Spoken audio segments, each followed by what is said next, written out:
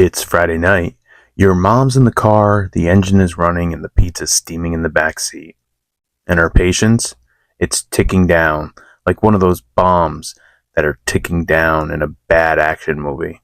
She's honking like she's trying to summon the video store manager himself. And you're locked in a moment, inside the video store, surrounded by towering shelves of cardboard legends, ancient tomes of action, horror, kung fu, and the occasional talking animal in sunglasses. This place isn't just fluorescent lights and plastic clamshells, it's sacred ground. And you've got 30 seconds to choose your entire personality for the weekend. A sci-fi rebel, a VHS warrior, a blood-splattered final girl. Make the wrong call, and you're stuck watching Beethoven's Third again, and wondering, where did it all go wrong? And then he shows up, the clerk, sideburns jagged like runes, eyes that seen every frame of Roadhouse, Repo Man, and Ricky-O, without blinking. Not sleazy, not smug, just tuned in. He's the keeper of the counter, the guardian of good taste, and your analog dungeon master in a world too digital to care. He slides a tape across the counter like it's an enchanted scroll, smirks, nods, and says, "This one's for you, buddy. Rewind and be kind." There are movies you watch, and then there are the movies that latch on to the gray matter like a facehugger in heat. Movies that possess your soul, ruin your taste forever, and leave you craving for more celluloid crack like a true rewind junkie. From dusty counters to deep space, from forgotten horror to full throttle heroics, this is the BAMF Podcast, and I'm your host, Sideburnzombie, here to ruin your algorithm and resurrect your childhood.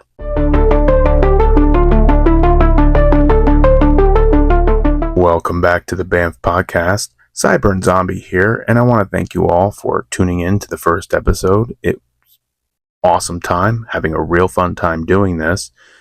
I think we're just going to get right into it this week. We're going to just jump right into the cult pick of the week. And for that, we are cracking open a cold one. And I don't mean a beer, I mean a corpse. Because this week, we are watching Re-Animator, the 1985 Technicolor bloodbath directed by Stuart Gordon and inspired by H.P. Lovecraft. And when I say loosely based, I mean old Lovecraft would have choked on his tentacle-shaped monocle if he saw this thing. This movie is badass. What's this movie all about? Well, this movie is all about Herbert West, a boy genius, walking red flag, who is obsessed with cheating death. And not romantically, medically. He cooks up a glowing green juice that brings dead things back to life-ish. Yeah, that people don't really come back to life all with conversations like you and I have every day. They come back as mindless zombies, sort of. Side effects in this movie are screaming, spurting, sudden decapitations, and one unforgettable scene involving a severed head, a naked woman, that will have you questioning every life choice that led you here.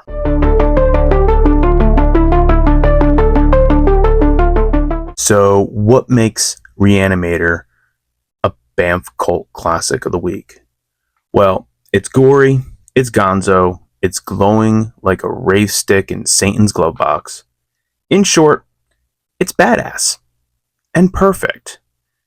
So it stars Jeffrey Combs, who plays Herbert West, who is an absolute badass. The best. I don't think you could have found another person to play Herbert West. The way to describe him in this movie is a raccoon who did a line of coke and decided to become a god. And this is the guy that we're following. Is he a hero? Is he a villain? Yes.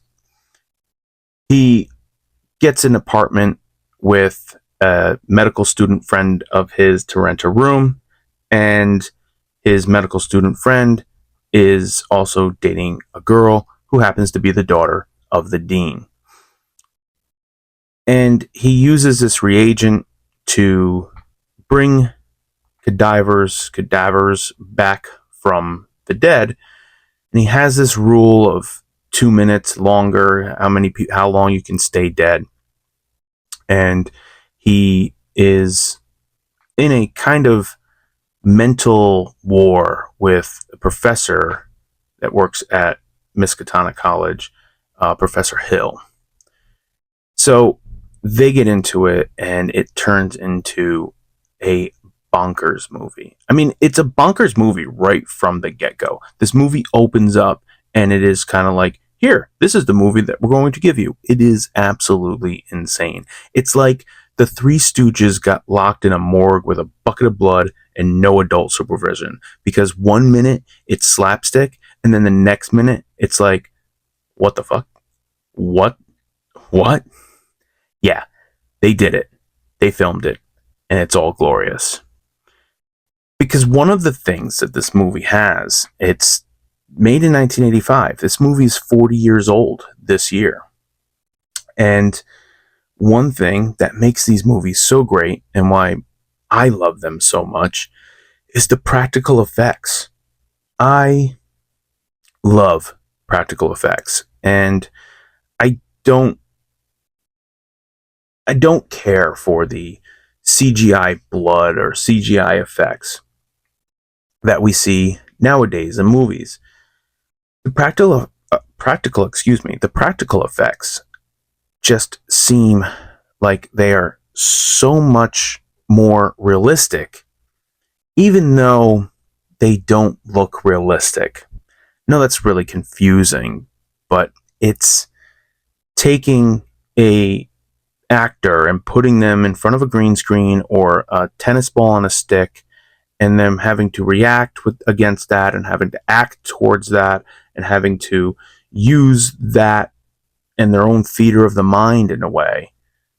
Or we hire this badass special effects artist, and we make things out of latex, out of corn syrup, making corn syrup blood, and putting it all together and making something that, again, is so glorious.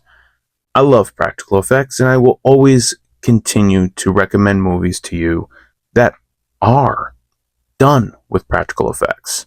So why am I recommending the Re-Animator to you today?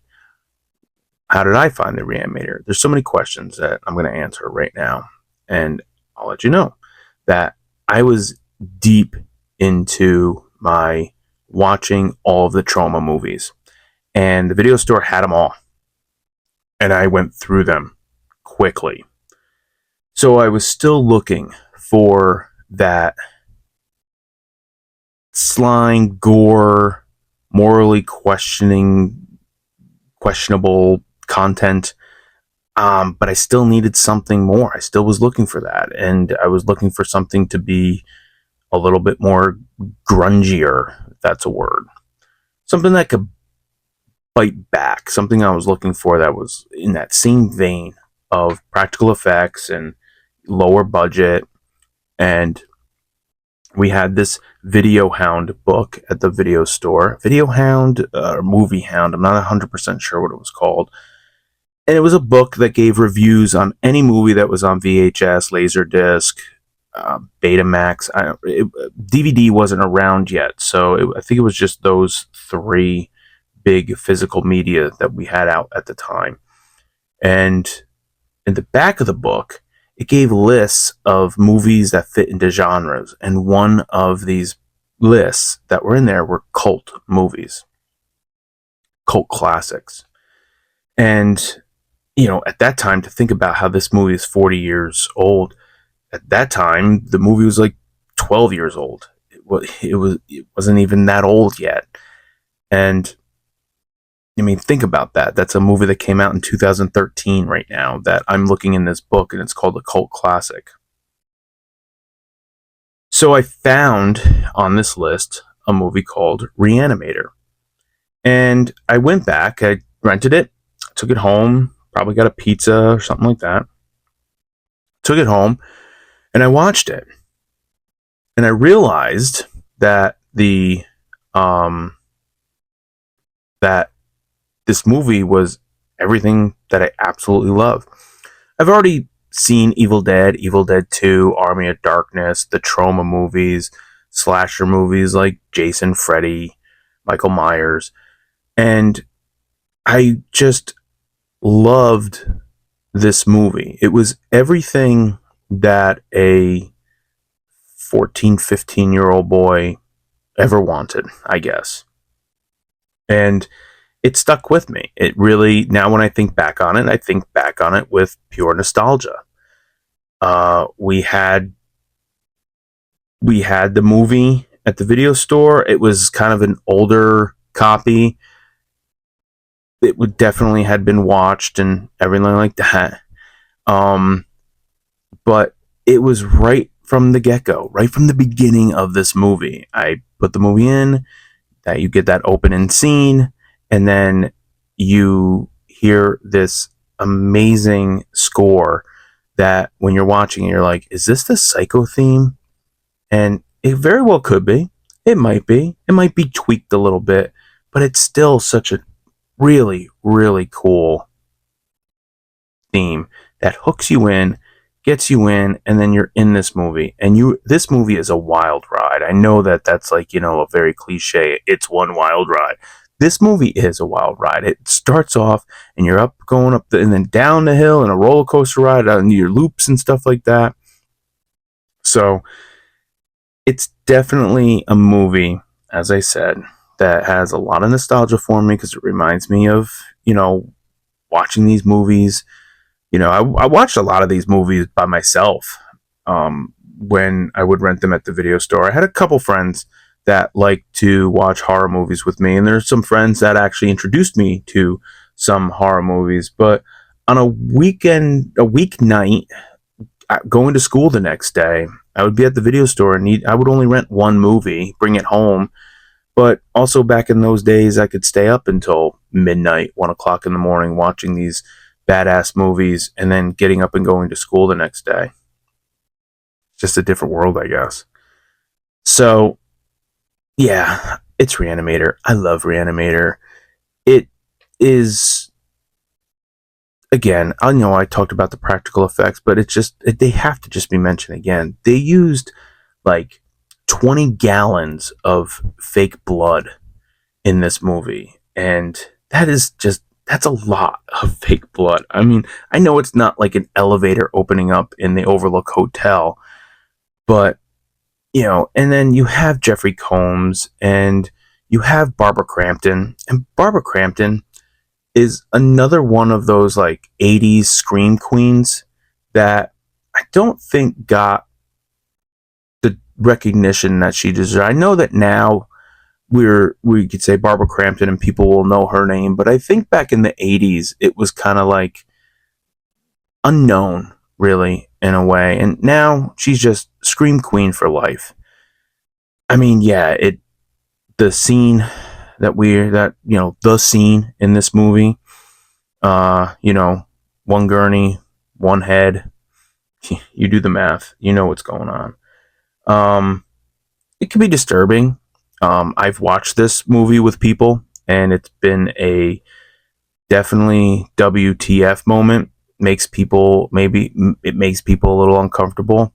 That's definitely something that we'll talk about when we get into the static zone. The Re-Animator doesn't just earn its cult status, it desecrates it, giggles, and asks if you brought extra towels. This one is not for the faint of heart or the fully attached heads. But if you survive it, you'll never look at med school or Cats the same way again. Regular Cats, not the musical Cats. So stay tuned, Rewind Junkies. We got the late fee confessional coming up next, and after that, we're heading into the static zone.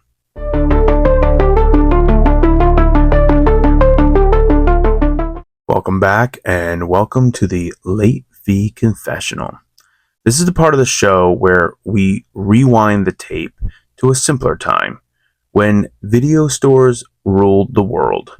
Posters faded in the sun like battle flags, and your biggest decision was whether to risk another direct-to-video sequel or just go with that comfort movie that you've seen 20 times. This is where nostalgia clings harder than the burnt popcorn in a microwave and the sticker residue on a well-loved tape. The flicks you wore out, the horror movies that made you hide behind the couch cushions, the summer sleepovers where that one psycho friend always picked something scarring and damning and left nobody sleeping that night. Or maybe, like me, the video store wasn't just a place, it was your home base. From being in front of the counter to behind the counter, from shelving returns and learning life one plot summary at a time off the back of a sun-bleached VHS box, each week I will share your stories. So if you got a memory, or a favorite flick, or a moment that hits harder than that late fee return on RoboCop 2, send it in. Let me know. Because around here, nostalgia ain't a guilty pleasure. It's a late fee you're still damn proud to owe.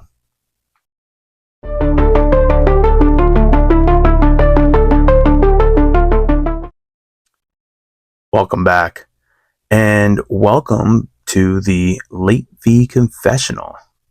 So this is the part of the show where I like to rewind the tape back to a simpler time when video stores ruled the world, where those posters were faded and the biggest decision that you had to make was whether to risk it all on that direct-to-video movie you never heard of or going with that comfort movie that you've seen 20 times. See, this is where nostalgia clings harder than that burnt popcorn smell from the microwave. And these are the flicks that you wore out. The horror movies that made you hide behind the couch. The summer sleepovers where that one psycho would always pick a movie that would scar you and make you think about that movie for the rest of your life and made sure that you got no sleep at that sleepover. Or maybe, like me, the video store wasn't just a place you went to rent videos. It was a home base. It was being in front of the counter. It was being behind the counter. It was putting those movies away and getting and talking to the customers and just learning life through movies. So each week, I want to just share one of your stories. So if you have a memory, a favorite movie, a moment that just hits that nostalgia feel for you, send it in. Email is down in the show notes. You can just get me there. You can find me on TikTok, Instagram, all that stuff. Just type in Banff Podcast. I want to hear your stories. It makes me think of my own stories. It gives me just a smile on my face when I hear them. And probably because around here, nostalgia is not just a guilty pleasure. It's a late fee you're still damn proud to owe. So this week, I have a very special late fee confessional from a longtime friend of mine named Jim. Online, he goes by Soul Dead Leader. Yeah, he's very metal. Now, here's the funny thing before we get into that. I want to just share a Jim story with you. So, Jim used to be one of the kids who rented from the video store I worked at. He was like 9 years old. And he was 9 years old and he didn't give a shit about any Disney movies or anything like that. And he goes into this in his call coming up here. But the dude, not going to those Disney tapes. He was going straight for Predator 2. And now, 30 years later, 25 years later, sorry, Jim, not putting too much age on you, and 25 years later, he's still in touch. We worked together for all that time. We ended up working together and became really good friends. And probably we became really good friends because he loves the same questionable cinema and remembers a time where late fees, were one of our biggest issues that we had to face. So anyway, Jim called in on our old school answering machine, and like a true rewind junkie, left it with all the nostalgia and left everything sitting on that answering machine. And I'm super proud and so happy that he called in. So here's his message right now, and we'll be right back after we listen to Jim.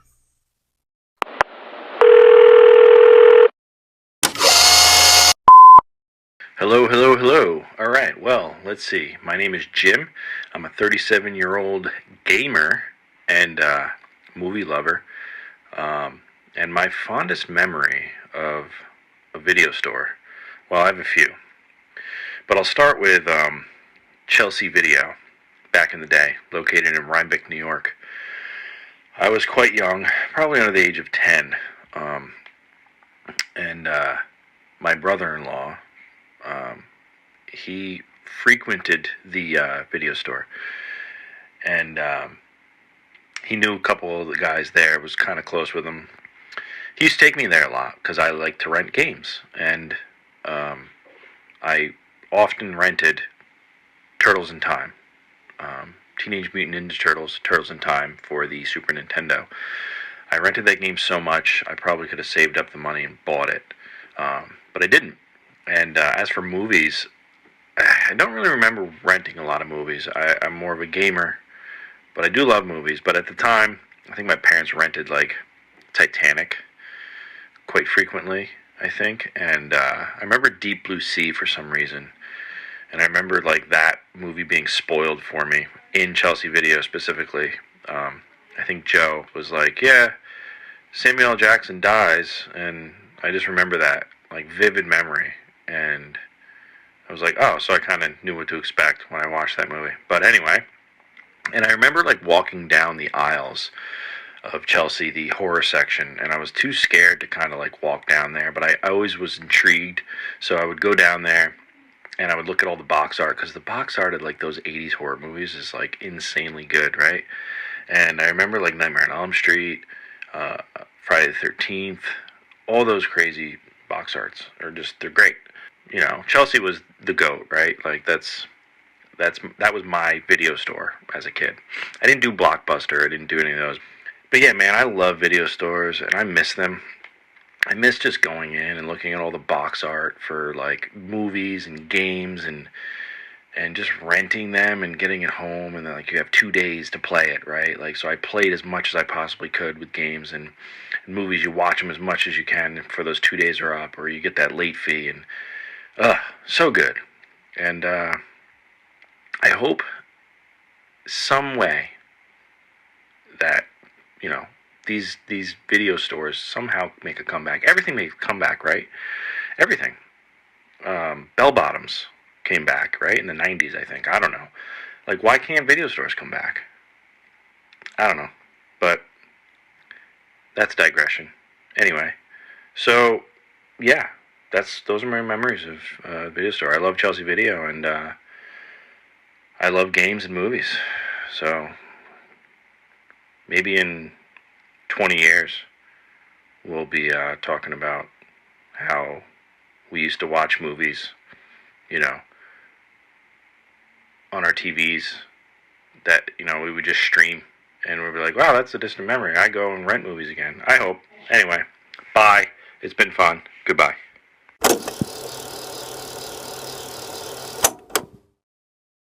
Thanks for calling in, Jim. You truly are a badass.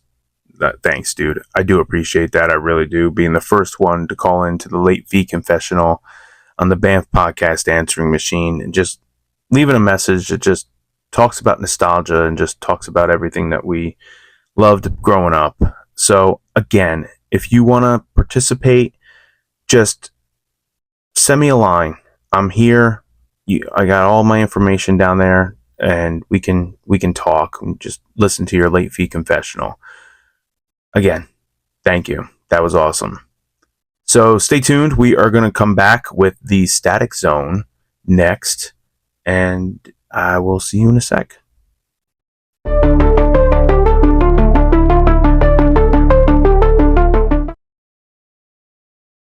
All right, look, I'm not going to sugarcoat this. Re-Animator is messy, mean, glorious, and gonzo. Yeah, there's a 0% chance that a studio would greenlight half the stuff in this movie without 12 legal teams and a trigger warning printed on the popcorn bucket.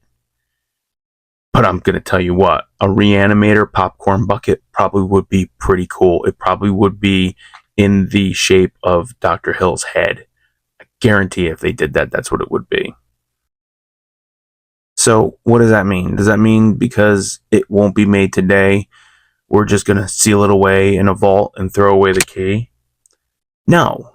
Re-Animator still matters because it's never just gore for gore's sake. Underneath the spray of blood and the glow stick necromancy is a movie with real teeth. It's about obsession, about arrogance, and about what happens when science says, "Here, hold my beer," and jumps the moral shark. You see, Herbert West isn't just a mad scientist. He's a walking warning label. A human instinct to play God, outwit death, and hack the universe, wrapped up in a lab coat with a smug grin and zero impulse control. We don't really seem like it's that far fetched. West seems like he's just a regular guy in 2025. It's like he's not a relic, he's a prequel. Now, look, we can't ignore the undead elephant in the room.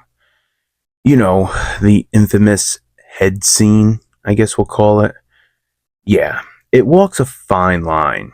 A really wobbly, thin, fine line. There's no denying that it lands differently now. What once shocked with bravado can now sting with discomfort. I mean, I said that earlier.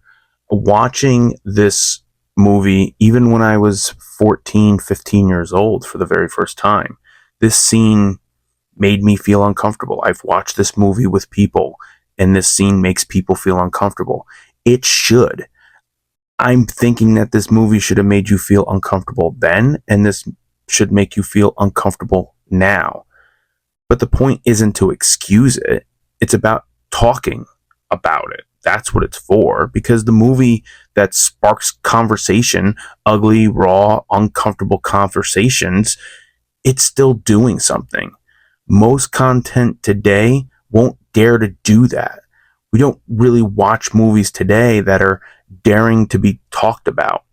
A lot of these movies that we have today are these very stamped out cookie cutter movies because they're safe. Yeah, this movie isn't clean. This movie isn't safe.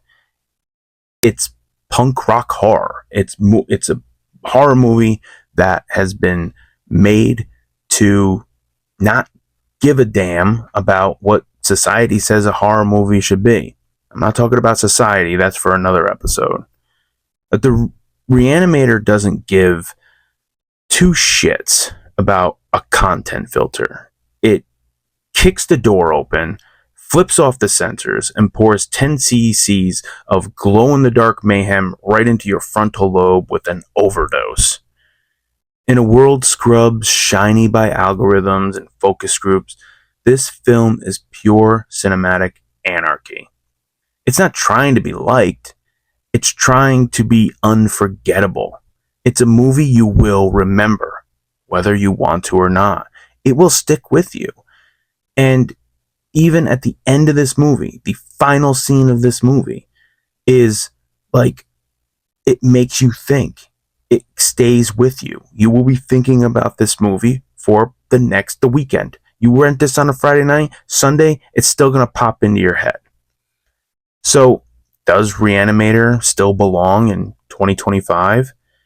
Yeah, it belongs. It belongs in the horror section, and it's just a movie that just dares you to press play. It belongs because it still makes us squirm. It still makes us think, and it still makes us ask what horror is really for. Because sometimes the best stories don't comfort you. They make you think. And sometimes you got to stare straight in to that green glowing syringe and take a hit of chaos, raw and unfiltered. So, thanks for listening to me ramble on about that. Come back next week and we will go deeper, stranger, and probably even more stupider. But until then, stay tuned, Rewind Junkies.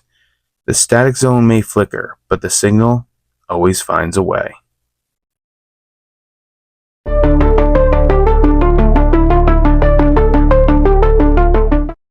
And just like that, another tape is slid back into the box and put back on the shelf.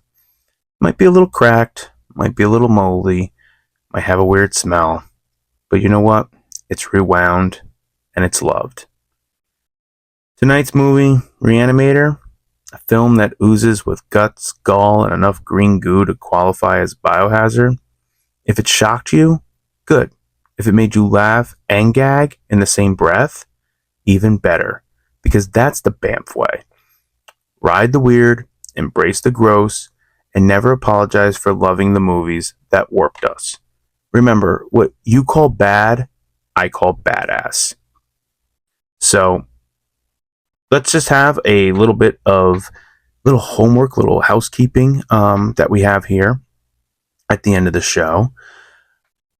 Our VHS Video Hits of the Summer series is going on over on TikTok right now every Friday. Cult favorites and the tapes that you rented 20, 30, 40 times over the summer. They're being recommended to you. So, reach out, like it, subscribe, tag us. Let us know which ones shaped your sleepless nights and awkward first crushes. And if you're listening, Spotify, Apple, Amazon, that sketchy CDR label "Do Not Play After Midnight" your cousin swears is cursed. Like, subscribe, and drop that comment. And just tell those algorithm overlords that B movies still matter and that you worship at the altar of the rewind button. Remember, if you got a story, an old memory, and even if you have a tape that still kind of haunts your dreams, send it in because we can play it on the Late Fee Confessional. There's always room for another tale behind the counter. So, this is Sideburnzombie unlocking the Dropbox and vanishing into the static. Stay weird, stay badass, and above all, rewind and be kind.